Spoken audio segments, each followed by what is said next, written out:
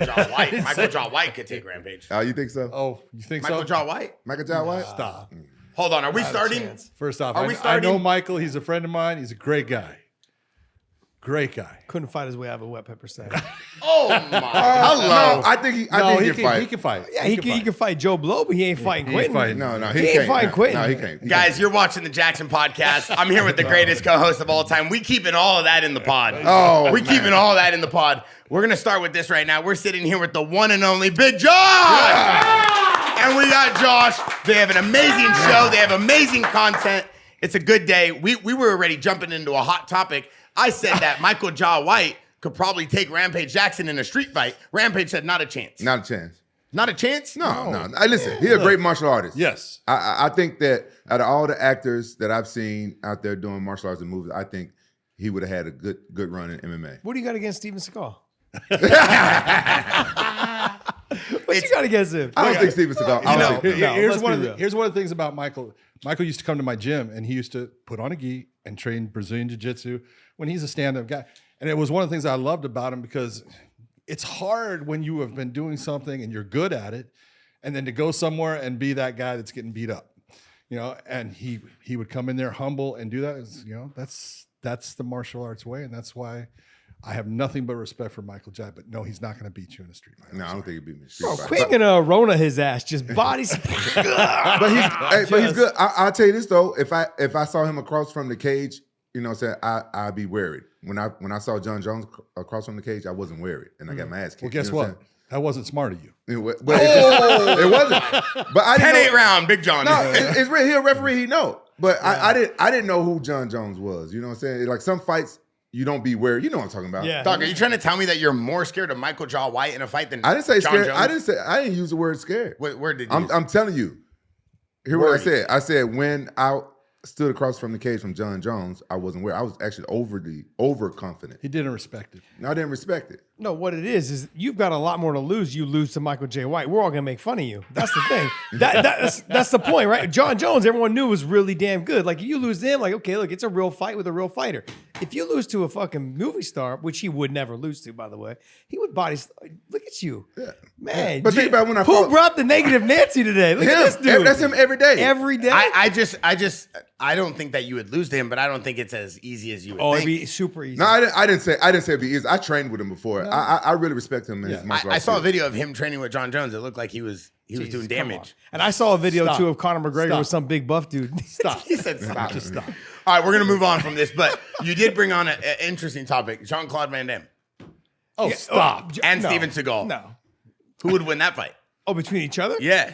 Oh, it's probably Steven because he's like way bigger. Yeah, he's a huge guy. Way bigger. Have you ever seen him in person? He's a heavyweight. He's a big boy. And he's got that big belly too now. He's just following you. Dude, I will tell you something. I'll give you a Steven Seagal story because he used to come. He was doing the whole thing. He ended up with Anderson Silva and the move that he showed that kick. And I would talk. He showed it to me. Okay, we're gonna be doing the UFC 129 in Toronto, Canada. 55,000 people, right?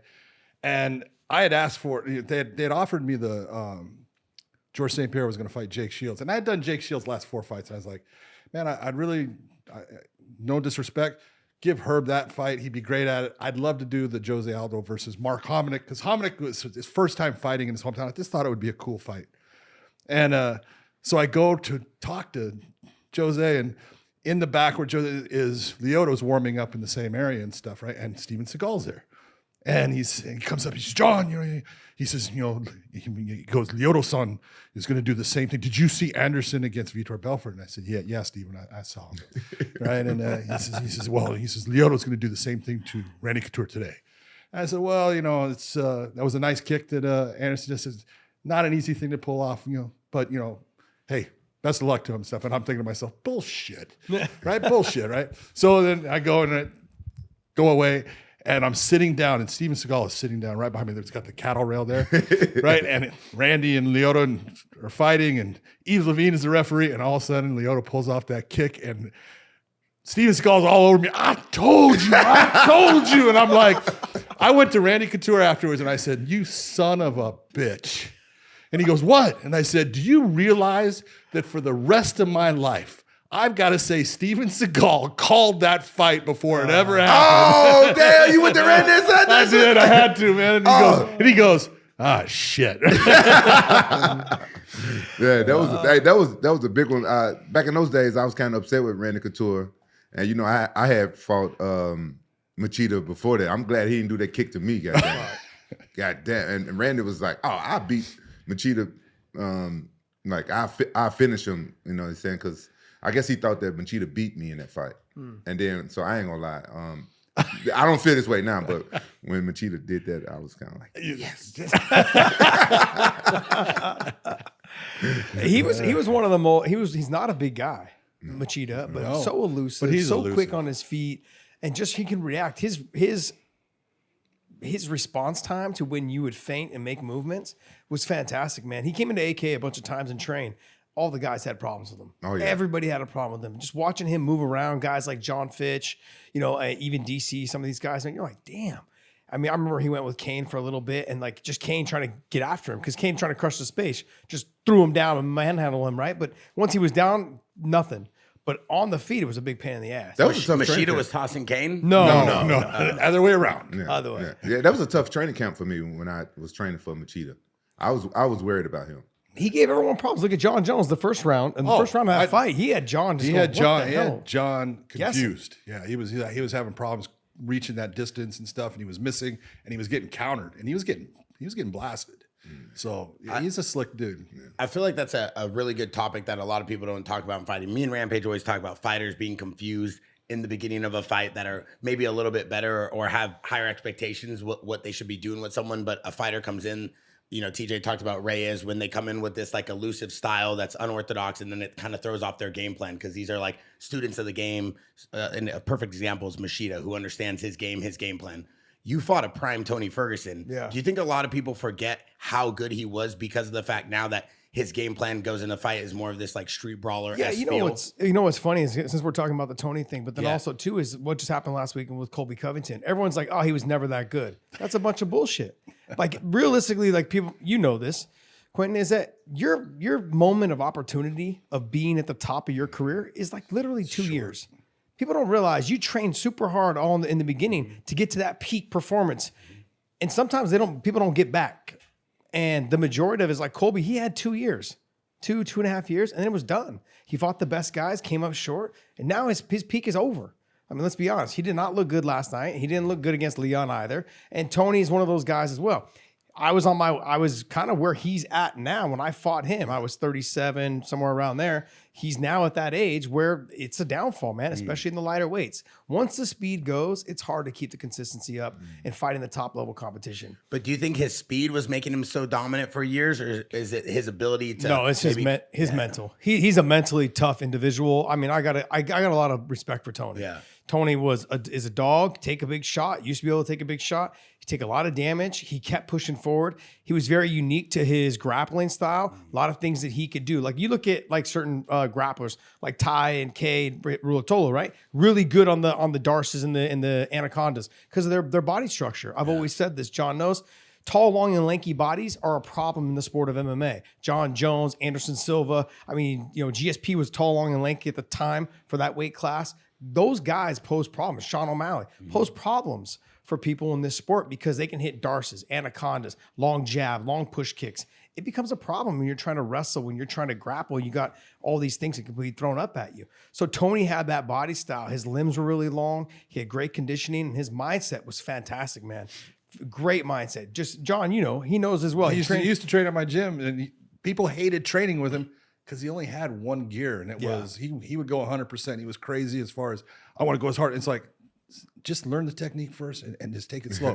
No, there was no. He was 100% going the entire time. That's just his mentality. What advice would you give him now, though, Tony Ferguson? You know, my advice to Tony, you know, I'm going to be straight out. I love Tony, and I never want to in any way disrespect him or make him feel like, you know, I'm going against him. But there comes that point where it's your car. When you were, I don't know if you recall when you first met me, but it was before your Marvin Eastman fight. Okay, your first one. And King of the Cage? King of the Cage. Oh yeah. Fabiano Iha, brought you over and said, John, I want to introduce this. And it was funny because not only did I get introduced by you, but Jeff Mullen had told me about you. Oh, for real? Yeah, and you were fighting. You had black shorts. I'll never forget black shorts, big old tube socks, white tube socks with wrestling shoes on all the way up to your knee, man. Yeah. And you got kicked in the head, and you went, and I went, oh shit, yeah, this guy's tough, right? But it's those moments like that kick. Although it didn't affect you in that fight, and it didn't affect you, but things add up. Yeah. And what he's talking about, like when he was fighting Tony, it was that the amount of damage that he took in that Tony fight was more than he basically took in any fight there was. Ever. And most of them put together. And Tony's the same thing when he fought Justin Gaethje. Tony took more damage in that one fight than he took in his entire career up to that point. And it had an effect. And you could see from that point, he started to slow down and he couldn't take the same shots. And then he got, kicked by Michael Chandler and knocked out, big. And those things, it's like a fine car. It's like it's like an Eleanor Mustang, right? You can only keep it good as long as you're not crashing it. But when it's getting crashed, it's starting to diminish and things are starting to slow down. And you'll see the same things, but you can't react to the same things. It's different. Yep. And so with Tony, I would love to see Tony take his mentality, take everything that he did in the sport and all the effort he put into it. If he does those same things in a different direction, be it training, be it being a coach or any of those things, he's going to be a success. But you got to hang up being the person that's actually stepping into the cage to fight, because at this point he wants good money because that's what he's gotten used to, and I don't blame him. But if you're the UFC or another promotion will try to use him and use his name to try to get somebody that they want over to say, oh, look, he beat the UFC guy, the ex-interim champion Tony Ferguson. And it's just it's a giant disaster. And I don't want to see it. So I would love to see him take all of that, knowledge that he has, the energy that he has, and just put it in a different direction. And he's going to be a success. Do you think like some fighters that take a lot of damage in one fight, do you think they can like physically heal from that, or do you think it's mental as well? Not at this age. Oh, not at certain age. No, because that was kind of like, that was my fight with Tony that was in my mindset, my exit out. I was like, look, your time has come and gone. Like, I had taken a lot of damage. I was able to complete the whole 3 rounds, but just knowing that I had never taken that amount of damage in any fight before, ever. And just seeing like where I was afterwards. I tell this story all the time. I went back in the locker room and they had to stitch me up. I had a bunch of like Mercedes-Benz cuts from elbows, like right here in the front. That's why I'm balding. Okay. But it was, but like, why are you pointing at me when you say that? Because underneath the hat. But then I had another cut here. It had like 28 stitches and then 4 on the inside because it was so deep. So that was all from that one fight. I got into the back and I got into the shower and I was showering. I was in hot water, but I was shivering. So just body was in shock. That was my sign to saying to myself, like, look, this is it. You're done. Like, you're got to start planning your exit. So shortly after that, I mean, I pretty much had started already a podcast. I started working with some other stuff and just started focusing on my gym that I had opened up. I started focusing on my podcast, already started planning my exit. A lot of these guys don't plan their exit. They have no clue what they're going to do after fighting. They haven't even started pointing in the right direction of what they're going to do. No idea what to do, whether to either become trainers at a gym or to, open up a food shop, whatever it is, something. They have no exit. No idea. So what do you do when this thing right here, Quentin, it's consumed our lives. It's consumed the morning training, the afternoon training, the evening training, whatever it is. It's consumed our lives. Where do you go after that? A lot of them have no exit plan. They don't know where to go. They don't know what to do. They don't know what to put their time into. And that is what's dangerous, because that's how they end up getting addicted to drugs, alcohol. That's how they end up just broke. They don't know what to do. Yeah, I feel like a lot of fighters that we have come on here as well, when Rampage, asks them questions about post-fighting, most of them are like, well, I'm not even going to focus on that right now. I just want to focus on fighting. The young fighters say, and it's hard because at one point, when you're training a champion in any other sport, if you watch any documentary besides fighting, it's always about just that, just this. Well, those guys are also making $100 million 4-year deals, so they can do that. But in UFC and MMA, the sport is not really at the same accolades in terms of payment structure that other sports are. So you do always have to be conscious of that. These guys are making way more money than I was making when I was there. And some of them are making now more money than Quentin was making when he was there. You understand what I'm saying? Like, these guys are raking in millions where when we were coming up, I mean, we were making pennies on the dollar. Why can't they take, look, if they're making $300,000, $400,000 a fight, some of them now in that upper echelon are making good money. Take $5,000, take $8,000 of that money and put 1,000 into this, into some sort of crypto, put 1,000 into like Tesla, put in 1,000 into Amazon and just see what happens. Forget about it. Because if you do a little bit of that and then maybe start opening, like I went out and bought duplexes, shitty ass duplexes that I had to put some money into, bought them cash. Those were my biggest sales. I turned around and sold those, you know, I bought 3 of them, turned around and sold them literally like 6 years later for triple the price on each one. That right there is what got me more money to buy other stuff. Those are the things that they should be thinking about instead of just putting all their money in the bank thinking it's going to do something for them. It never works out that way. It seemed like you had somebody good around you, though, to do that. Because when I was coming up and I was making a shit ton of money, I had people around me. I was like, man, you know, they been ripping me off. You know what I'm saying? And they was giving me, and they would give me, and when I started noticing, they were giving me like little advice. I was like, I don't know, I don't trust you. One person trying to get me to buy gold. Come on, son. Put your money in the gold, son. I'm like, I thought it was a good idea, but I didn't want him to do it for me. So I know exactly what you're saying. I was just talking about this with somebody like yesterday. I was saying like people ask about Conor McGregor. Is he coming back? I'm like, I think he got too much money. If MMA fighters made money like Floyd Mayweather, we wouldn't fight that. Yeah, you're right. The problem is when you look at it. I mean, and you were part of this problem too. I'm just being honest because I saw you when you were making money. He had all these freaking cool cars. And you see guys driving around in a Lambo or driving around in a McLaren or R8.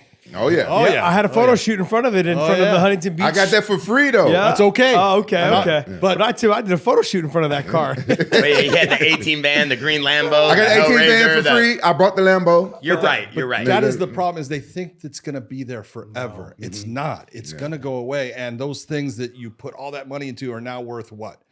And so, look, I know Forrest Griffin is one of the best people to look at. He's a cheap ass. He is. Smart. But you talk about a guy, he won that goddamn Scion during the first Ultimate Fighter because they gave away a Scion to the winner. He drove the wheels off that thing. Okay, he's driving a little crappy Scion. But look at where he's at. And he's been smart about it. And you got to look and say, hey, let me put this money away because I have a lot of life left to live after I'm not competing anymore. You're 100% right about that. You're 100% right, but I'm going to say the devil's advocate of it. The reason why I did it, I was thinking like, man, I can die in that cage one day. I'm a big kid. I want these toys. You got it free. I'm good with it. No, some of them. But I have paid for a few cars. I bought the Lambo. I bought the Lambo right before my Jon Jones fight, I remember. I always wanted a Lambo. I just like toys, right? But yeah, I got the R8 free from, it was a signing bonus. Yeah. So I did get some cars, but I'm thinking like, I'm doing all this hard work, busting my ass. I want to enjoy it, but at the same time, people was telling me the same thing you was telling, like, it's not always going to be there. And you know, they was right. But I was like, man, YOLO. But if you that's what I'm saying. Like if you buy, let's say you put $1,000 here, you know, $2,000 here into the stock and just leave it alone. 20 years. S&P 500 does S&P that 500 every year. Yeah. So if you do that and look and you just like forget about it. Just delete the app after you invest in it. Just keep your password on the side. Don't even look at it. Okay, that type of stuff will end up turning money over way faster. 100% right. Yeah, one of my friends, fuck you, Bear. One of my friends that I game with told me to put $50,000 into Bitcoin years ago. I didn't understand. I got a story for you too on that one, man. Because I had my gym and Bitcoin just came out, and I had a guy come into the gym, and my wife was, you know. Who's outside, by the way? You guys give her a hard time after this. Absolutely. And he wanted to pay for a year's membership with Bitcoin. At the time, Bitcoin was not even a dollar, not even $1 for a Bitcoin, you know, as far as the value. And my wife was like, I'm not taking that crap, right? That today would have been several $1 billion if you had just kept it, right? Yeah. And I go, smooth. You are so smooth. Yeah. What a business person we were. No, we've got sponsors that are trying to pay us in crypto, and her response was like, I don't know. And I'm like, maybe we do a little bit of it. I don't know. We're figuring it out. But yeah, OBJ it's took his just, salary in the NFL and crypto. Everybody laughs at him. He kept it, and now look at OBJ now. he's like, he doesn't care if he ever what he catches a wants. fucking pass Yeah. again. You don't have to. Because I don't give a shit. You don't even have to look at a football. Yeah, I would have had a couple $100 million if I Yeah. would listen to my Right. gaming buddy. My Right. gaming buddy. Yeah. Rampage plays games with Gotta these listen people. to the nerds, man. They all know what meet. they're They all doing. meet up once a year. A bunch of kids from around the country all meet up at a Cracker Barrel in Nevada or something once a year. Fucked up, man. I wasn't trying to cut you off. What I wanted to talk about was during the moment of your career. You know, you're one of the only fighters to ever KO Nate Diaz. He's a complete dog and a legend. One of my favorite fighters of all time. Hold on. You said one of the only. What? The only. There you go. But I say one of the only because of the way we got attacked in the podcast Discord. People were like, "You don't know about backyard fights," and I'm like, "Doesn't Yeah, count." he worried about that shit too much. I said, Well, people- stop reading the comments. Nah.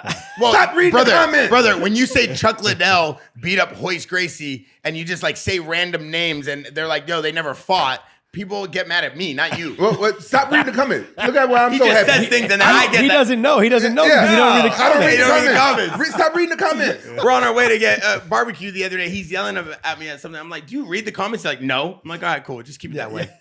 So the reason why I was reader. I read the I comments. learned read it all from the the comments. underground. I learned that shit from the underground years Yeah. ago. You remember that shit? Yeah, oh, yeah. Fuck that. That's when I stopped no, reading the comments. I read Bro, the Phil comments because I Baroni want to used hear to what they live want with to me. say. Phil Baroni used to live with me. That fool was on the underground. He go to training, come back, be on the underground until night training. He would not leave the computer until fucking night training. Absolutely 5-6 hours on there just arguing with people.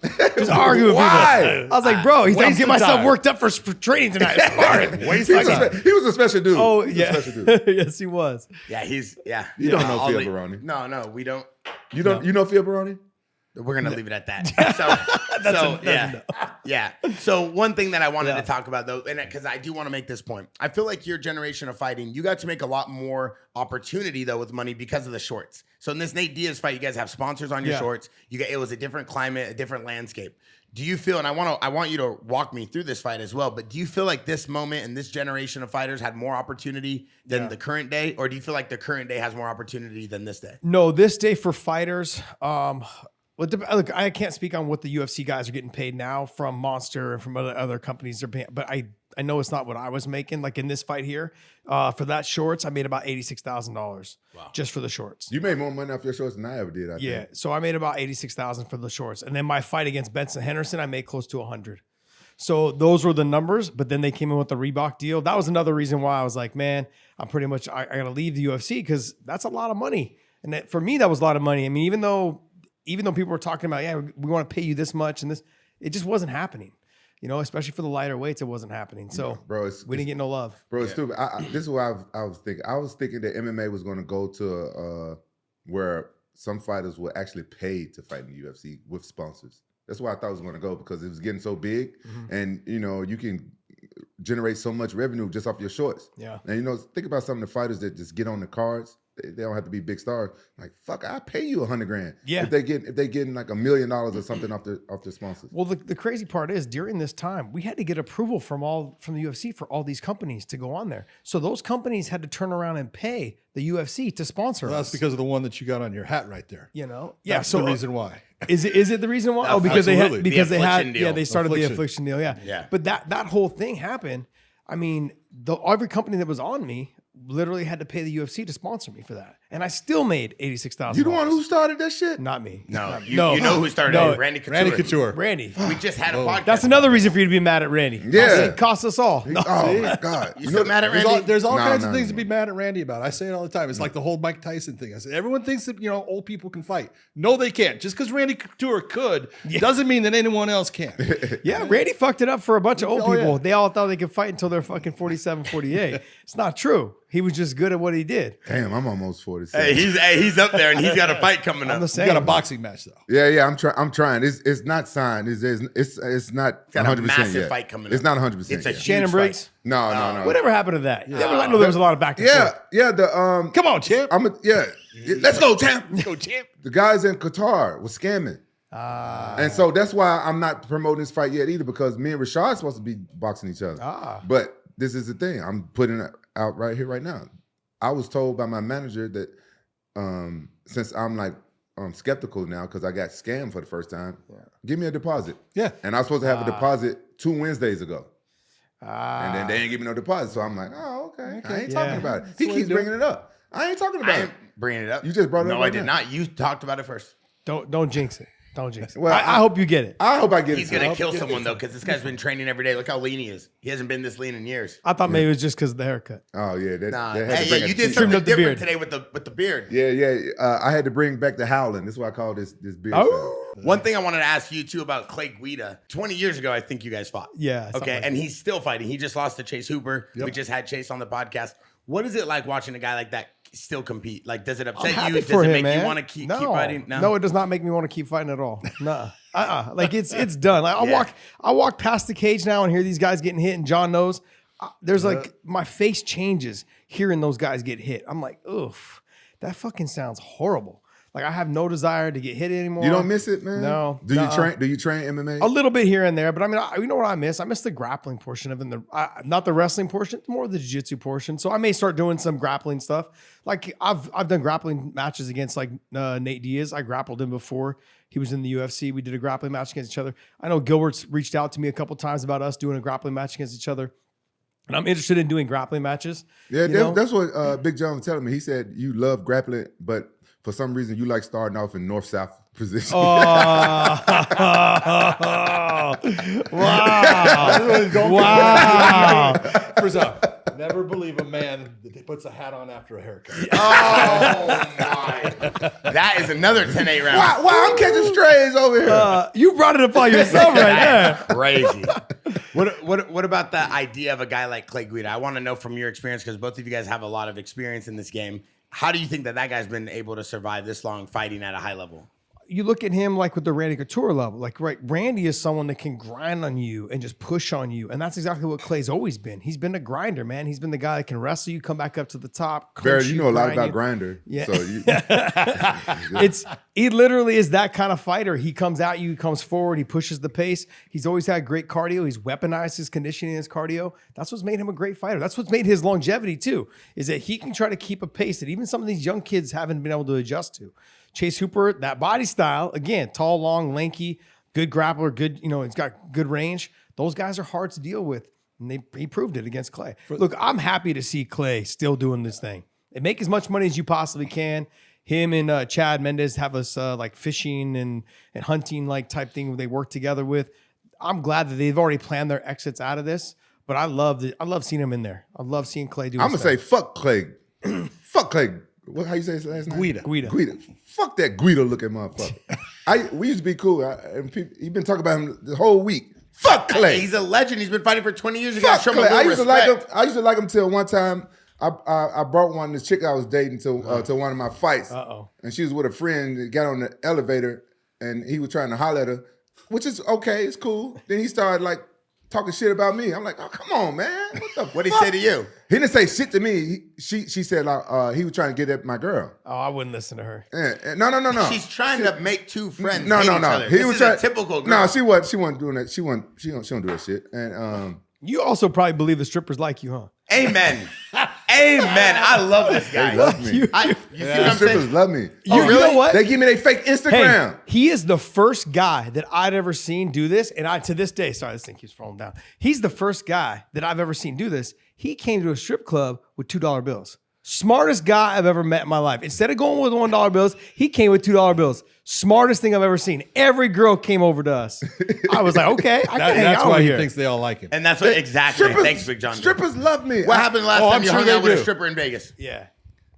Oh yeah. Fuck What that. happened? Fuck that stripper. No, what happened to that stripper? What'd she do to you? Because she loved you so much. What'd How much do did to she you? take? Like Amen. $200,000. Oh, And what else did she take of yours, Big John? What else did she take of yours, Rampage? What? I told that was about everything. She got me for about $200K. And your wallet. She robbed me. And your wallet. No, I found my wallet. Yeah, in a trash can. She took the money and threw the motherfucker. Yeah. Bro, she took everything. I got robbed at Thong Point. But I didn't know I didn't know she was a stripper at first. At first. I met her at the Circle But Bar. as soon as you found out, you Hey, should have said, If you met her at the Goodbye. Circle Bar, she wasn't a Can't do stripper. that. She was a hoe. No, she said she didn't do that. I said I don't Wait, pay. I said I don't know how to pay for water. Stop. She said she doesn't do that. Yeah, no. said I she had to let her doesn't do know. that. Listen, true sir. I don't like paying for water. I said, look, I don't pay for it, but I was already lit. I was already drinking. So Done. I said, Rampage, what So happened? you paid for why it. you had to bring this shit up, man? Right, I'm trying to be cool I call in him in front the of Big John morning. and Josh. I call Why him you in had the to morning. bring this shit up, man? He goes, what? I go, what happened? You don't ever call me this early. It's like 7 a.m. Yeah, I had we had a little bit of a problem. I go, why? He goes, I got no watch. I got no money. I got no wallet. I got no clothes. She even took my roller suitcase. I go, She took your suitcase? Yeah, I put everything in the suitcase. She took the whole suitcase. Oh wait, you I- brought it to the room. Yeah. That's common. Hey, that's common. Yeah. I was at a what do they call it? It's a co-ed bachelorette party. We all went. I'll let the fighter remain nameless because I can't throw him under like this. But his buddies brought up these strippers or these girls from the center bar, okay? and literally we were all out still at the club. They went up there to meet these girls. Came up there like, hey, like we need this much money. They're like, okay, you guys stay here. Left them in their fucking room. They went through all their bags, took all their shit, took all their cameras, took their watches, Rolexes, Vegas, huh? everything in Vegas. Such walked a out. hustle. Then you go to the casino and you say, hey, can I see the footage? They're like, no, you can't. Yeah. We don't do that. it's a hustle. Yeah. But I mean, I Casinos asked are in him, I on was it. like, why didn't you just throw it in the safe? Rampage, he goes, oh, I put it in my suitcase. I'm like, well, then she's I got going to the just steal the whole suitcase. No, but it's who steals a whole suitcase? Is it suitcase? She did, locked? obviously. She did. She ain't got time. Hey, the best part was before he hung up the phone, he goes, wait, but I got to tell you something. I'm like, what, Rampage? He's like, she was so bad. I hung up the phone so fast. She really liked me. Yeah, she liked me a lot. Yeah. I could tell. Big John, I got something for you. You've been one of the biggest legends in this game for a long time. Everybody looks to you as a guy who understands the game, a legendary, referee who really I would say has probably refed probably some of the best fights in the history of MMA. How did you make the Bellator transition? Why did you make the Bellator He didn't ref transition? my Nate Diaz fight. He didn't ref. Just throwing that out there. The truth of why I made the Bellator transition was I teach a course. I had a gym, and look, I'd been training for a long time, and I got fucked up. I had someone that just torqued my neck in a way that I ended up having. First, I had 2 discs replaced. They went in the front and took 2 discs, and it seemed to work for a while. And then I had this occur when I was grappling, and it just destroyed my neck. It crushed all the thorax nerves and stuff. And so I started going from Big John into what I am now, Medium John, in that I just started losing all muscle mass on one side. And I couldn't pick up. It got to the point I couldn't pick up my arm. And it was, I go to get it taken care of, and it flops from one side to the other 24 hours after I had the surgery. So then they went in the back and kind of fixed it. But I'm being honest, it was the Rose Namajunas. Namajunas versus Joanna Jędrzejczyk. If you watch that fight, you'll see how I stop it. Because I used to go and, everyone has their own way of doing things. But I used to be able to physically pick people up. If you were 155 pounds and down, I wouldn't go and dive my body between you. I would go and I'd pick you up and move you out because it was effective. You couldn't do anything about it. You weren't trying to fight me. And as soon as my arm went around you, you were coming off of your feet and I could move you where I wanted. And it just worked for me. And so I was doing that fight, and I had my 3rd neck surgery. And I realized I don't think I can pick her up that way. And she's only 115 pounds. But I knew because I had spent a month away. I'd canceled. You got to figure I was working about 120 shows a year. Okay, so you got 52 weeks in the year. I was working about 120 shows. So all I would do is flying places, doing fights everywhere. And then I took 1 month off to get this last surgery to see if I could get it fixed. Michael Bisping's got the same problem with his neck, and he's got a lot of you get headaches and you can't move things, and it gets Shit, we had Bisping on the podcast, and literally like 35 minutes in, he was like this. Yep. He just couldn't sit still. He just kept moving because his neck is. Well, have you ever had a stinger? You know what a stinger is? I have. Okay. He never did no sports. Okay, well, if you have a stinger and you know what it's like, I had a stinger that would not go away. Wow, that's it annoying. would go away for about 5 seconds, and then it would flare back Barry, up. that's when a nerve is in your neck. Yeah. It's like it's And really it would just bad. shoot down to Was the that end of your arm. necessary? Yeah. What's that? I'm trying to so you could be one of us and know what it feel like. We're So- all the same people. So I did that fight. If you notice, I'll go and I reach over and I touch her. Boom, and I say, stop. And she does. It's perfect. It looks great. Right? She jumps up off, she wins the fight. but I knew. I was like, I can't do this the same way. And then I did the George St. Pierre versus Michael Bisping. Everything was fine. But I knew at that point, I was like, you know what? I am never going to be the person that ends up not doing something the right way. You know, at this point in my career, there was a lot of things I screwed up before. But at that point, I had learned I wasn't making mistakes. And I was doing things pretty well as far as every fight. You know, anyone can complain because they have one person they like and you know, they lose. But I was able to, you know, get myself to where I was doing really well with everything.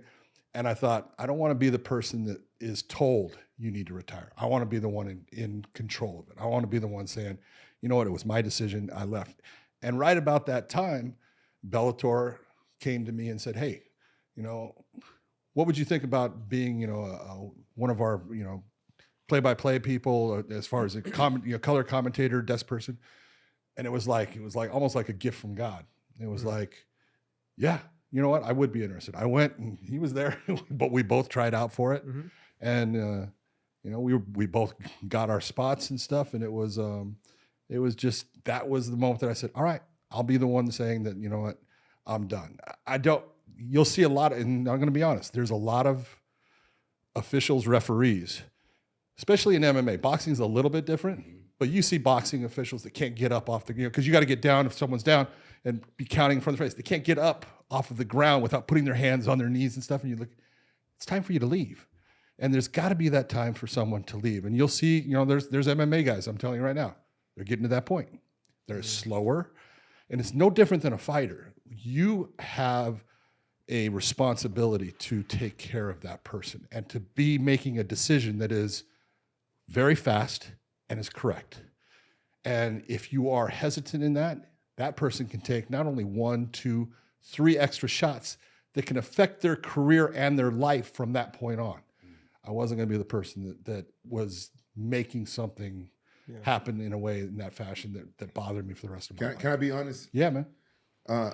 When you left the UFC, I thought you had like contracts problem with them. No disrespect. No problem. To Dana White and nothing like that, because I kind of noticed like as they got more popular, like some of the staff and stuff changed, and they hired like new younger people for cheaper money and stuff like that. And then I saw you go to Bellator, and you wasn't refereeing no more, and you was doing more of the commentary and stuff like that. And that's a good look. That's like better. But I thought like, oh, why is Big John not doing referee now? It's like, man, he's like the Steve Wilkos of referees. You know what I'm saying? You never see a referee go up and move up in a sport like that and doing better. So I just assumed that you had like problems with the UFC. I didn't know it was like from no, you know, everyone thinks that, you know, have I ever had problems, you know, with the UFC? Sure, we had times that, you know, they weren't happy with me, I wasn't happy with them. Of course, you know, Dana is that person that he's going to say certain things at times. You know, Dana would come up at times, and he would sit there and he goes, "Hey, that was a good call, but I'm going to have to throw you under the bus." Okay, it's like whatever. He would tell you that after a fight? Absolutely. Dana keeps it real though. Yeah. But like, what was the need for that? Just so that way they didn't have to take the heat? So he can make the rematch. Yeah. So he can say, you know what, that was, you know, in my opinion, that was controversial. We're gonna have to put that fight back together. It just starts the whole thing. Wow. You know, everything's about promoting, and I totally understand it. But I left the UFC in the beginning, you know, back in like 2007. You got to figure, there was, I want to say 2 people that have been under contract with the UFC. That was me and Mario Yamasaki, because I started out with him. And when the UFC started, there was other promotions started coming. I started getting calls to come do refereeing back then. And the UFC was owned by a company called Semaphore Entertainment Group. And they said, no. And I said, what do you mean, no? And they said, no, you're going to be under contract with us. So there was no athletic commissions at the time. So I was under contract with them. So I wouldn't go and work for somebody else. Then it was when the Fertittas bought the UFC, they saw that I was one of the people under contract. And Lorenzo had come from the Nevada State Athletic Commission. He was one of their commissioners. And he said, hey, what is this? And I said, this is what it is. I said, it's no problem. I said, you know what? You can, you know, cancel that and I'll go off and I'll do other things too. But, you know, he goes, no, let me think about it. So I had Let's Get It On was trademarked by Mills Lane and me at the time and stuff. So, because I could do it in MMA, he could do it in boxing. And he goes, what about this? And I said, I gave him what it was. He goes, okay. He goes, I want to license that. But to license that, you're not gonna go referee for somebody else. And I said, okay, And then it got to the point where the sport was getting bigger. Athletic commissions were really becoming a part of it. And I was like, I can't do this because, I would have, there was the IFL, if you recall. And so there was commissions calling me to work the IFL. And I used the LAPD as my excuse for, hey, I don't have the time. And I wasn't kidding. I can only take so many days off. But it was my excuse to say, I can't go do it. I can't go do it. And then it got to the point they said, oh, you think you're so good that you can only work for the UFC? And it was like, you have no idea. No, that's not it. But no, I'm in this position. And I was like, I got to get out of that position. And so UFC 78 was going to be in New Jersey. And that was one where they really like slammed me, saying, okay, well, you're not going to, you couldn't do the IFL here. You're not going to do a UFC here. I said, no problem. I don't do the UFC there. But that was when I realized, hey, I got to go. And in the contract, there was a thing about me leaving, how long I had to be out. So I went and did that. And then I came back to refereeing. And so I was out of that whole thing. So I just work with state athletic commissions. And I became, the guy that could go work for Strikeforce and Bellator and the UFC and anywhere else. Was it a pay cut or? Oh, fuck yes. Oh, I believe it. Yeah. Yeah, it was not a smart move. And it wasn't a smart move. If I look at it, what happened from that point is the UFC at that point was becoming very powerful. And, they took over and they could have, kept things and made it to where it was an easy transition. So did I make a mistake in it? Yeah, I made a mistake in it, but it was the right thing to do. Yeah. Sometimes you do what's right. It's not good for you. Did you have a good relationship though with the Fertittas? I had a really good relationship with the Fertittas. They were, they were great to me. I thought they were incredibly intelligent. I knew when Lorenzo was very smart. And look, Dana gets a lot of credit, and I'm not taking anything away from him. He is fantastic. And back then, it's like people don't remember what Dana was like, but he was a hard worker. And Dana was the guy. Dana was going to Blockbusters, which there are no more anymore, putting UFC things in there, and he would fly to this thing to do something. He was doing just basic small work at times, just to try to get, because they were losing a ton of money, to the point where when they did the first Ultimate Fighter, they were $44 million in the hole. I knew that because Lorenzo had told me, and then he was doing a reality show called American Casino with Craig Pelagian and stuff. And he decided they were going to do the Ultimate Fighter, and it was going to cost him $10 million to produce the show and to buy the airtime to put it on Spike. Wow. Spike didn't give him shit. They fucking got paid to put that thing on. They had to pay Spike to air the Ultimate Fighter. I never heard that. I never heard that. Yeah, yeah. Wow. Oh yeah. Yeah. Yeah. So that costed, so he basically, by the time that thing aired, by the time you had, the Forrest Griffin versus, he was $54 million in the hole. Mm-hmm. But that show and that fight and everything changed everything for him. And he made a ton of money to the point where he sold it for 4.2. But no, he was an incredibly shrewd businessman and incredibly smart about dealing with people. He used Dana in a way that, when I say use Dana, he used Dana as his pit bull. He would say, Dana, I want you to go attack this. And Dana would go attack it, and that was Dana's job. That's his boss. And Dana did a great job with it. But it was Lorenzo that was making the decisions. Lorenzo was the brains. I love Lorenzo. He was always a cool guy. He the one that gave me that watch that stripper sold. $110,000 watch for my birthday for doing the Ultimate Fighter. Yeah, it was an AP, right? The AP. I had the AP before the rappers was rapping about it. Yep. I didn't know what the fuck it was. Me and Dana had got into it, so I didn't get a card that for that reality show. I think the one with Rashad Evans. And it was my birthday, and Lorenzo called me to a meeting. He said, I know it's your birthday. He showed me a watch. I said, what the fuck is this? And it's shaped like an octagon. Yeah, I got the same watch. Yeah. Yeah. You know what I'm talking about. When I left the first time, he gave me that watch. The Royal Oak Offshore. Yep. Beautiful watch. Yeah, and he had one too. Where's that watch now? Yeah. It's on her wrist. She sold it to some rapper for $10,000. Just the front door. Yeah, he ended up finding it like a few weeks later. We never got it back. We never got it back. My manager used some of the police officers that worked for Dana or something out there, and they found the girl and stuff, but they couldn't get my stuff back. Surprise, They surprise. promised me they can get my stuff back. Sure. Surprise, But surprise. yeah. You've talked many times about generations, pulling from technique and inspiration before them. You've talked about how people have studied, the previous generations and their fight game and whatnot. Are there certain fighters that you've pulled from you yourself in terms of how you developed as a fighter? I mean, look, GSP's probably one, that I think a lot of people have pulled things from. The little, I was one of the first guys to ever do I think I was the first guy to do a Superman punch in the UFC. But GSP shortly after that started doing the Superman jab kind of thing. But it was one of those things where I saw what he was doing and I loved watching him fight. And a lot of what I did, he did a lot of lead leg head kicks off of his jab. And I kind of started copying it from there. He was one of those fighters that I felt like he exploited people for their weaknesses. And he found ways to work around what their strengths were. Like, hey, if they were good at wrestling, he would sprawl and brawl and keep it on the feet. If they were good at kickboxing, he would end up wrestling.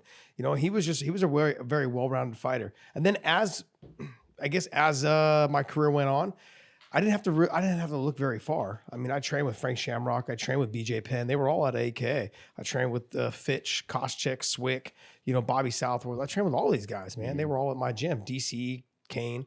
So I didn't have to look very far. Habib, Islam, they're all at AK. Bobby I was heard that name in a long yeah, you were supposed to fight Bobby in King of the Cage. That's the guy. That's the guy I was talking about. It was him. That's how I got to Pride because he didn't fight me. Yep. It's him. Yep. I remember that name when he said. I'm like, I haven't heard that name. Well, there was him. something that what happened was you had an opponent, right, that backed out, or Bobby Bobby had an opponent that backed out. No. Somebody had an opponent that backed out. No. And then they try to put you in, or they try to put him in with you. No. And he was like, No matter what you say, the answer is no. No. He's going to tell you. This is the fight that Terry was talking about. No, I'm telling you exactly Terry what happened. Treblecock came on the podcast Yeah, talking I about couldn't this remember fight. his name. He said Bobby Southworth. he had just fought in Pride. He fought Vitor or somebody in Pride. He did. Yes, he did. Okay, so he was supposed to fight me, and I was cutting weight, and he came in there while I was cutting weight. I had like half a pound to go. He was like, "You can stop cutting weight. I'm not going to fight." I was like, "Why?" He was like, "Cause I'm trying to get more money out of Terry." He wanted more money, and Terry came and told me. Hold it. Everyone wanted more money out of Terry. Yeah, you wasn't making that much money in King of the Cage. I was happy with what I was getting paid. I wasn't getting paid much, but I was happy. You know what I'm saying? Because I knew what I was Well, going to do. $2,000-$3,000 back then. We thought we were rich. I never made $2,000 or $3,000. See, he I'm got sorry, paid man. $2,000 while he was in Pride to come back to King of the Cage. Yeah, he talked about it on the podcast. Yeah, 14. What was it? 1,400. I never made $2,000 in King of the Cage, even after I left Pride. Wow. I never did that. Because at that time, I knew why I was fighting. I knew I was going to make the big bucks one day.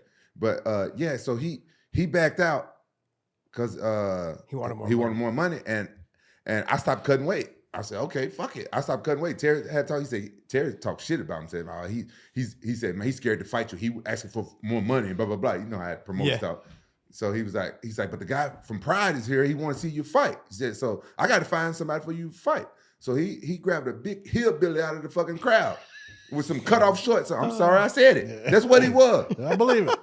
This guy was a heavyweight. I was 205. Well, 206. Yeah. 207. Yeah. I stopped cutting weight, and this guy was a heavyweight. And he called him out there, and it was Bobby Southworth. Whatever happened to him? So he's in San Antonio. He owns an American Kickboxing there in San Antonio. We just had him on the podcast probably a couple weeks ago. Did he ever continue fighting? Yeah, he was on the Ultimate Fighter. I didn't. He was on the first. Yeah, he was on the very first Ultimate Fighter. I didn't even watch the episodes I coached. Yeah. And I won. I could be wrong. I think I did his last fight in Strikeforce. Okay. It was against Babalu.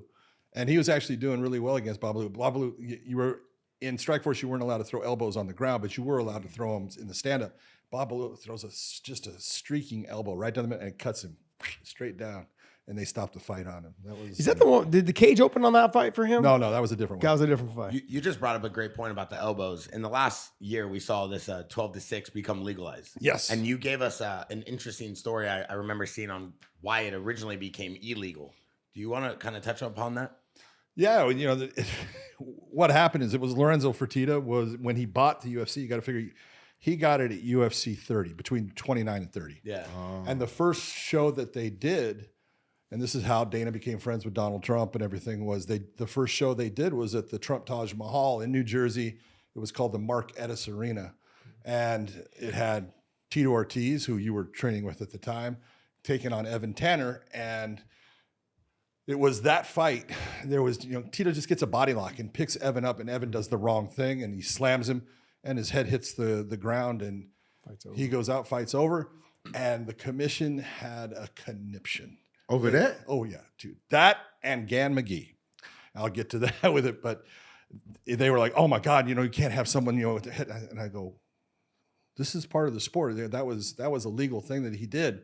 And they go, we need to come up. And so Lorenzo said, well, let's come up with rules. We'll come back here. So they set it up for April. We go and we travel to New Jersey, and that's where we came up with the unified rules of MMA. But it really came down to, there was, I knew, because of that fight, I knew that they were going to go after slams, picking people up, suplexes, things like that. So Jeff Blatnick was another guy. At the time, he was the color commentator for the UFC. And we went and I took all the tapes that I could from the 1996 and the 2000 Olympics of judo throws, Greco-Roman wrestling, freestyle wrestling, of people landing on their head in the Olympics. Mm-hmm. And God bless Alexander Karelian for, the gut wrenches that he would do. And he would just smash people. And it was like, when the whole meeting's going, and then all of a sudden we get to, people landing on their heads. That's when, we had a DVD at the time, because that's what it was. We put it together, put it in, and show them, look, this is the Olympics. You need to understand. And the whole point was, as a fighter, no different than like when Quentin had the fight with Ricardo Arona. Everyone looks at that and goes, oh my God, that shouldn't be allowed. Whoa. Ricardo Arona is in the process of trying to submit Rampage at that moment. And he is the person in control. Yes, as soon as he's getting elevated, that control is starting to go away from him, but he can let go.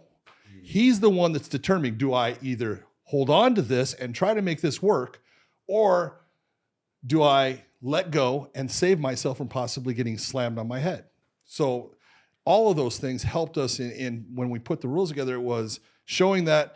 And it was, okay, what you can't have is taking someone, controlling them, doing the Bob Sapp on Nogueira, controlling them with a pile driver and trying to drive them straight down.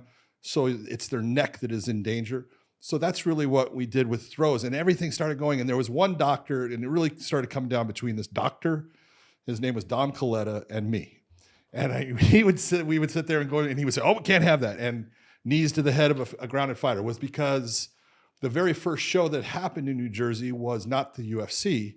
It was an IFC. Paul Smith had a show called the IFC. I don't know if you remember it. I remember Paul Smith, the Muay Thai guy, right? Yeah, he was a pro and a big, heavy guy with blonde hair. Oh, okay. Yeah, okay. And so he had a guy named Gan McGee who was training with Chuck Liddell up in San Luis Obispo. Gan McGee was 6'11", and as a heavyweight, he was 330 pounds at that time, because they didn't have a heavyweight limit as far as weight at 265.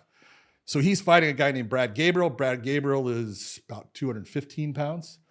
So there's a little bit of a size. So Brad Gabriel right away is getting killed. And so he's trying to hold on. And so Gan takes him down. Gan starts taking his knee, and his leg come out this far, and wham, and hits him in the head. And so it just looks bad. And that's where knees and elbows, knees to the ground fighter, and this 12-6 elbow. So this doctor says, I just can't have that. And I go, all right. And so I start breaking down. I said, all right, so you're okay with this type of elbow. If I do a Muay Thai elbow here, yeah, that's okay. If I do this, yeah. So I said, so really what you're talking about is you don't want it to be where he's going straight up and straight down, right? And he goes, that's it, right? And I go, that's the stupidest elbow there is. That's dumb. And he goes, no, that I can't have that. I know that there's people that break blocks of ice and stuff with that. And I go, you got to be kidding me. And at that point, Lorenzo goes, John, let it go. Right? And I go, but it's stupid. Right? And he goes, John, let it go. Yes, sir. And I let it go. And so that became part of the rules. But so I came up with the way to get away from it ever really. No one does that really. And so I said, so you're saying when we talked about it, 12 o'clock to 6 o'clock on a clock, that's the only thing. If I'm going 11 o'clock to 5, you're okay with it? And he goes, yeah. And I go, okay, got it. And that's where 12 to 6 came about. Oh, wow. Right? There's some history right there.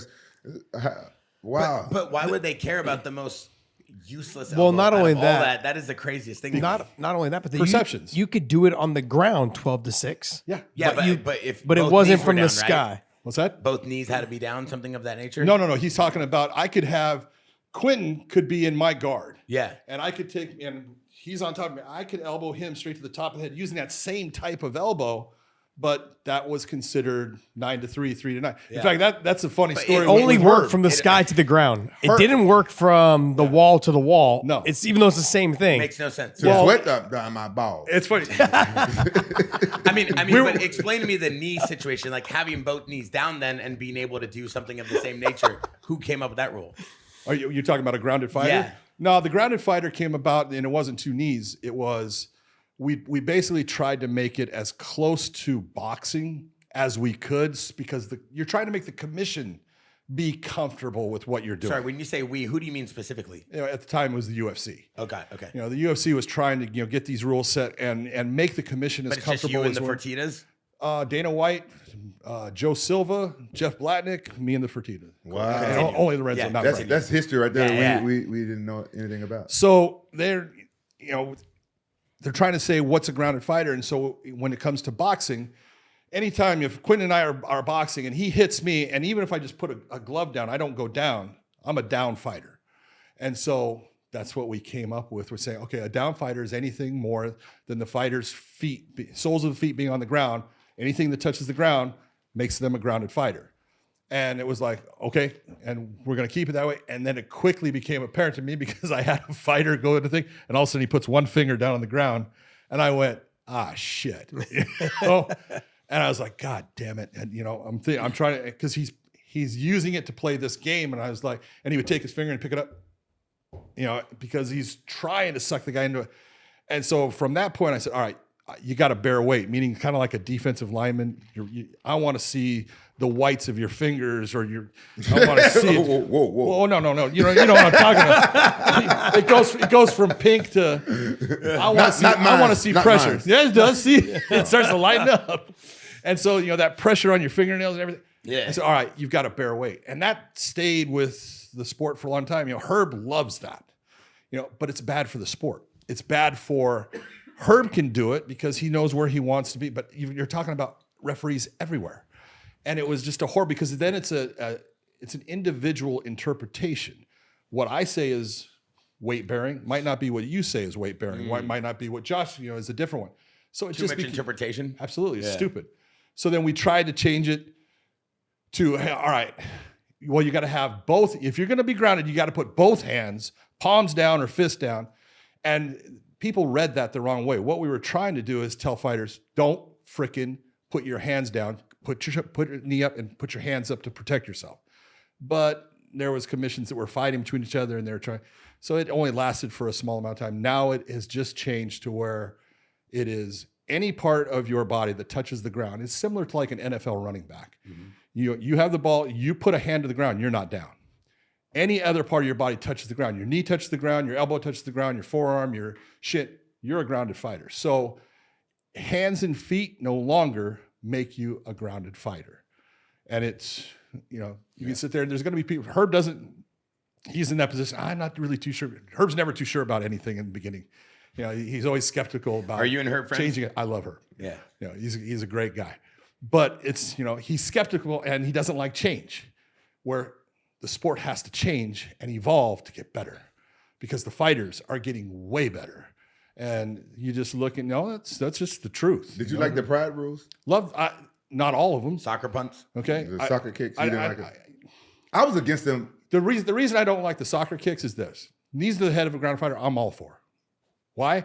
Because you're never in that position where you're hurt before it happens. You can defend yourself. You just have to put yourself in the right position.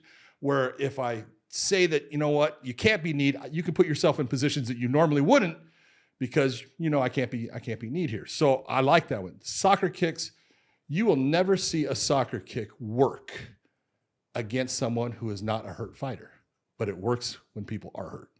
And that's the problem with it, is it only lands when someone they've been hurt, they go down, and now you got someone that comes in with that. I've taken a few of those soccer kicks from them damn shoebox guys. Yes, I didn't like the stumps, but I did it one time. I did it one time. I after the fight, I was kind of like disappointed in myself. Like, damn, I did something that I'm totally against. See, and that's something that's going to change now, and this is part of. You don't think about it, but it used to be with the old rule. The only time that you could stomp is on a standing fighter. So that means I only have one target to stop. That's his foot. Yeah. Now, it could be that if someone is dumb enough to put their hand down and leave it down, I can stomp on your hand now because before I couldn't. Okay, you put your leg down in a certain way that you know what you're balancing on everything. I can stomp on your body if you are in that crab position. It can open things up, and it's going to open things that fighters are going to look for new ways to do things. And so it's all a matter of just advancing and evolving with the sport. Hey, was you reffing that fight when Joe Son was getting punched in the balls? Oh yeah, yeah. Well, you know, remember that one? it's so funny because I've listened to your podcast. And you've had guys on here that tell stories and stuff. And, you know, Mark Coleman was one of the ones that, that goddamn John McCarthy, he didn't like me. And it's like. Yeah, I was going to ask you about that later. I didn't want to bring it up. Yeah. I'm going to bring it up. I was being respectful. I didn't want to. Oh, he wanted to bring up all the losses, but he didn't want to bring up that. I get it. I get it. It's cool. I'm going to ask you about that. Go ahead. Can I ask you now? No, you can ask me whatever you want. Don't interrupt him. This is Big John McCarthy. Can I ask you? What would you? I'm going to let you finish your thought. When you take the rules change, and this is like this rule set that just came in. Yeah. You got to figure those rules changed as far as under the commissions in July, but they didn't change officially until November 1st. We gave all this time for fighters to hopefully get themselves accustomed to the new rules. You know, back in the early UFC, we were changing rules show to show. Randy Couture was one of the ones that goes, John, you're fucking killing me. Okay, because he would prepare for something a certain way and then we would change a rule and he couldn't do it that way or something was going to happen a different way. And he was like, you got to tell me these rules before. And that was just show to show. So you take a look and I can explain the Mark Coleman thing easily, but Why you bring up a sensitive subject? Okay. Thank you for elaborating on that, by the way. all But good. before I go there, did Joe Son was he wearing a cup? yes. Oh, okay. Yes. I know you was over there like, hurry up, get out of that position, bro. No, Tank Abbott is the one that said that you didn't like him and Paul Herrera. Because they said Say the story right. No. Don't misquote Did Tank they Abbott. say or did Tank say? Because Tank- Paul didn't say it. Okay, Tank said You know Paul well, he's your coach. Yeah, he's my coach. Okay. Yeah. Now he never talked about this. But Tank said it, and Tank said that you guys thought that Paul Herrera stole some cigars or something. Am I right? I have no fucking clue what he's talking about. So I don't want to FaceTime him right now, but I am. And he said that's why you let him get those elbows. Yeah, Tank Abbott says that. That's what Tank Dana Abbott White. said. Here, just say it the right way. No, that's What? good. Fuck it. You said No, it. because You you're fucking said. butchering I the thought I whole said story. it right. Just like the barber butchered your beard, you're butchering the whole story. So look at what's wrong? What's wrong? I love you, brother. Hey, Come you on, guys give me need some somebody up. else for your podcast? Hey, give me some up. Give me some Love up. to have you. So listen, I think we Yeah, we got it. We got it. Go explore the horizons every once in a while. Yeah. Leave Willy Wonka's Chocolate Factory. So Tank Abbott said that apparently a box of cigars went missing, and Okay. Dana White and the Fertittas or whatnot were mad. Dana White wasn't even part of the fucking. It was a party or something. Dana White wasn't part of the UFC. He started fucking it up. I heard Fertitta's. I didn't hear Tank say nothing about that. Bob Meyerowitz, who owned the UFC. UFC starts. You don't even let anybody finish got- anymore. you got- You fucking it up already. You got Yeah. two companies owning the UFC in the beginning. You have Wow Promotions, which is Art Davey and Horion Gracie, and you have Semaphore Entertainment Group, which is Bob Meyerowitz. That's your two owners on the very first. So UFC. Dana and Lorenzo wasn't even there. no. You're missing the whole story. No, you fucked it up. Okay, let's finish. So you don't know nothing about I this just cigar. texted Tank. I said, text Rampage. Oh my the story. god. Oh my god. You don't. So Tank is wrong. Bob Meyerowitz used Yeah. to smoke cigars. Yeah. He used to be Cohibas from Cuba. You know, as far as box missing, I got no fucking clue what you're talking A about. box of Cohibas were missing. Okay, From that a has victory nothing. party. I'll explain the Paul Herrera thing because look at this is one of those ones. I'll tell you, and I fucked up. But you got to figure at the time that was UFC 8, I probably had 50 fights under my belt. Okay, as a referee, and I thought I was getting smart in that I knew Gary Goodrich. I used to arm wrestle competitively. Gary was a fucking world champion. Okay, I see Gary in Puerto Rico. I go, "What the fuck are you doing?" Right? And he goes, "I'm fighting." And I go, "Gary, I didn't know that you fought." Right? He's like, I didn't know either until they called me. Boom! That was exactly it. I'm not kidding. He goes, "Well, I never really have." He goes, "I've never even been in a street fight." Oh, shit. And I went, "What the fuck are you doing?" Right? And he goes, my friends talked me into this and stuff. And so I know that he's going to fight Paul Herrera. And so I think, all right, if Paul fucking shoots in for a takedown and takes him down, this is not be good for Gary. Paul's just gonna fucking pummel him. And that's what I went into the fight thinking. That was my first mistake. Because you'll watch as Paul shoots in for a high crotch and Gary does his thing. And I kind of slowly go around and he's starting to just obliterate him. And I was slow based upon that. I think he was probably, now based off that, I think he was probably shocked. Like, I how was. the fuck he pulled that off? I absolutely was. I was like, holy shit. And I come in and I stop it. But had nothing to do with cigars. And Those are 12-6 elbows. Yeah. Yeah. But legal. But legal. But at that time, it no didn't rule. matter. There was no rule. It didn't matter, but I'm saying though, those are literally like 12-6 elbows. Yeah. So, see, it's good to ask some. I'm glad we cleared the storm on this. You was wrong. You were completely out of bounds on this No, one. I'm you was glad wrong. Big You John talking was about- able to come here with the co-host, an amazing co-host, Josh, who sits there and brings intellectual and Josh, educated concepts you're fair. to the arguments. Who was wrong on? I'm staying out of this. He said, Tank Abbott just said, watch my last podcast with Hannibal and it explains everything. Oh, he don't even want to talk about it no more. He's upset. I had a buddy who were. You like I had Tank a buddy, Abbott? two buddies. They were twins. Hold on. You like Tank Abbott? No, Do I like Tank Abbott? I have no feelings towards Tank. All right, Tank, I want to make sure. Stop. This is where it goes. No, I'm not cutting off anybody, not gonna but tell he you no was more. telling you. He was this talking. is like two podcast co-hosts and two podcast co-hosts, and they understand the dynamic. And we're doing like yin yang twins right now. We got the Far East movement You just outside. brought like up. You just brought up what I was going to watching talk live. about. Twins. I had two friends that were twins, and what they do is they'd always get in a fight at parties. And every time someone tried to interrupt them, I said, "Don't go near them. Leave them alone." Someone would try to break it up, and they'd fucking turn on the guy and beat the shit out of the guy, and they go back to arguing. That's exactly what I feel like I'm in the middle of right now. Give me some love. That happens. When someone comes for Rampage, like all these dudes are all over him. They want to grind on him. He's grinding on them. I'm like, break that up. We ain't doing any of that today. what the fuck are you talking about, bro? What? Why do your mind go there?